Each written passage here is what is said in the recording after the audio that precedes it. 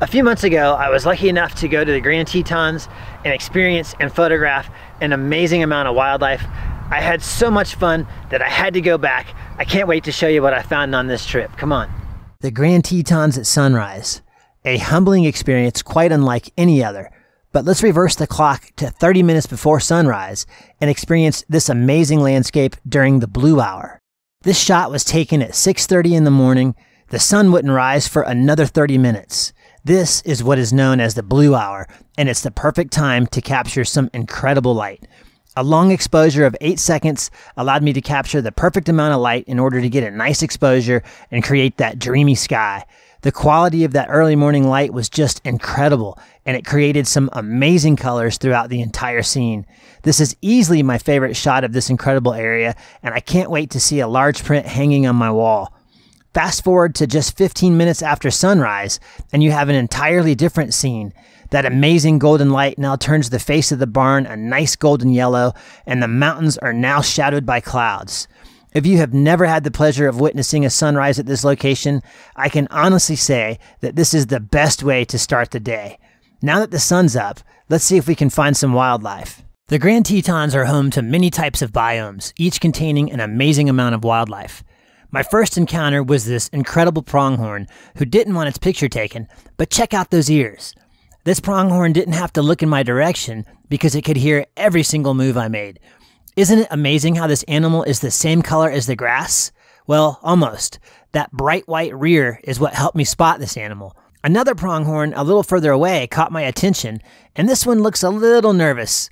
So let's take a closer look at a pronghorn who seems a little bit more relaxed. Ah, perfect. And now you can clearly see why this animal is called a pronghorn. Look at those crazy horns. Awesome.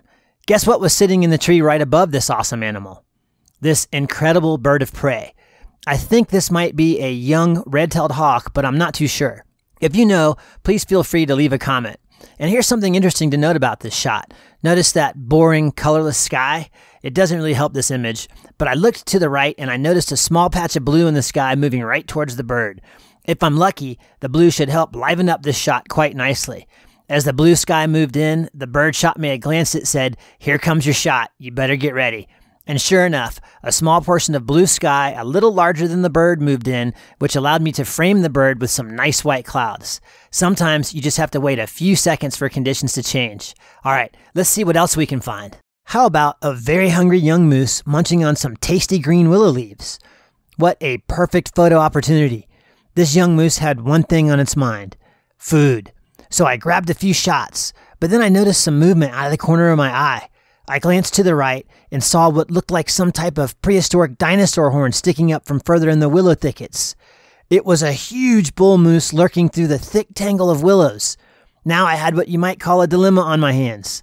On my left, I had this cute young moose who didn't seem to have a care in the world, and on my right, there was this huge, hulking bull moose slowly moving through the willow thickets.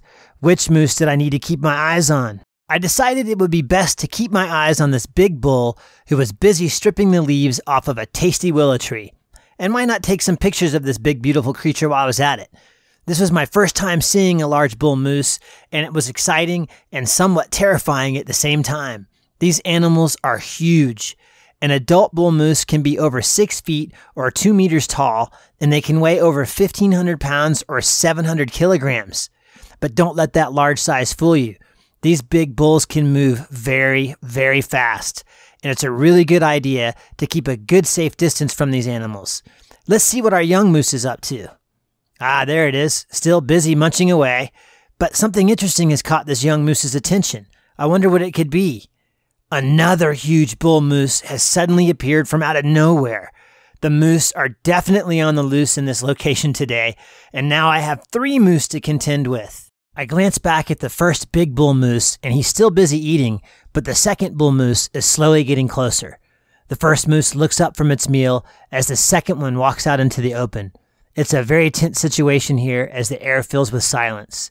The only thing I can hear is my heart hammering away in my chest as these 2 big bulls enter a tension-filled stare-down. Feeling the tension in the air, the young moose pauses and raises its ears in anticipation. Time passes by at an unnatural slow pace as both bulls are now just a few feet from each other. When I set out on this trip, I wanted to photograph one big bull moose. I had no idea that I would see two of them in such close quarters, and luckily, these two big bulls decided to part ways. The first big bull laid down and took a nap, and the other one took its sweet time moseying through the willows, and then it slowly crossed the river.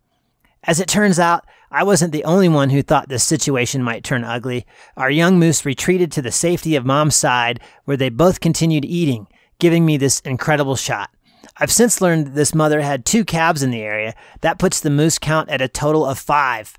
Wow, what an amazing adrenaline-filled moose experience, but there's still some light left in the day. Let's see if we can find some other interesting wildlife. There's no shortage of great photo opportunities at the Grand Tetons. When you travel from one location to another in search of wildlife, there are dozens of roadside distractions worthy of an image or two. There are a lot of old buildings where you have one of the best backgrounds on the planet, and if you need to use the bathroom, there are inviting outhouses just like this one. Of course, I'm joking here. This is an outhouse, but it isn't for modern use. If you didn't notice yet, a bluebird flew in when I took this shot and landed on the roof of that outhouse, adding a little touch of nature to the location where you might have answered the call of nature in some far-off distant past. Awesome. Hey, what's that in the tree? Is that what I think it is? It is. It's a black bear eating some berries high up in the tree, and from the looks of it, I would say this is a cub. Let's get some shots. Look at that baby bear way up in the tree. I knew black bears could climb, but I had no idea they were so agile. Look how tiny those branches are. This little fuzzball wants those berries, and it doesn't care how high it needs to go to get them. And as luck would have it, there's another bear cub, a little closer and much lower in the brush. And I guess you could call this a berry bush. Ha! Greatest pun ever. This little bear cub was also very hungry and eager to get its fill of delicious berries. 2 bear cubs. This must be my lucky day. But wait, there's a third bear cub high up in an aspen tree, and this one's taking a nap. It must be pretty tired from all that climbing. 3 bear cubs. Bear cubs are never alone. Mom must be somewhere close by, and there she is.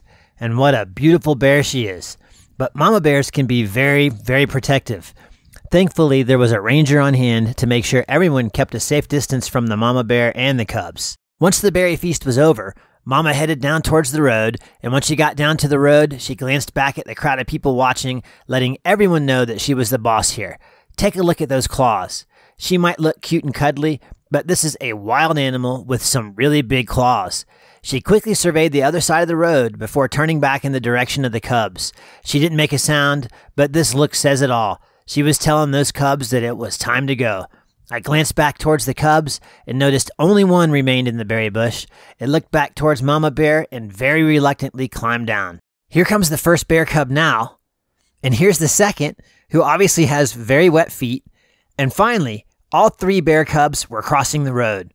Mama Bear and 1 cub were already deep in the grass and on their way out for the evening. The other 2 cubs took their time, making sure to stop and look back at everyone watching before realizing that their mother had gotten too far away. This realization made the cubs move really quickly, and they vanished in the last remaining light of the day. With the sun gone for the day, I head back to my truck, and I spot a mother moose and her calf grazing in the meadow below. I grab a couple of shots and suddenly hear a very familiar shutter sound right next to me. I turn to see my daughter, who is now sitting right beside me, taking shots of the moose family with my D500 and the 200-500. I couldn't have asked for a better way to end the day, even though I think I've now lost my D500 to my daughter. So what'd you think of that craziness? Let me know in the comment section below, and if you haven't already done so, hit that thumbs up. And I'd like to say a special thanks to Chuck Burke for sending me that Hawaiian gift basket. That was so cool. I really enjoyed all of the stuff. I'd like to say an extra special thanks to Isaac for helping me find those moose. He was the one that actually told me where I could go find them. Thanks a lot, man. And a really special thanks to every single one of you, because I just hit 20,000 subscribers on YouTube. That is so awesome. Thanks for watching. Thanks for sharing, commenting, and following me along on all these journeys. And until next time, I'll see you later. If you haven't subscribed yet, now is the perfect time. And don't forget to click that little bell icon so you know exactly when I put up a new video. Also, check out my website for my workshop schedule and the photography instruction books I've written. Thanks for watching.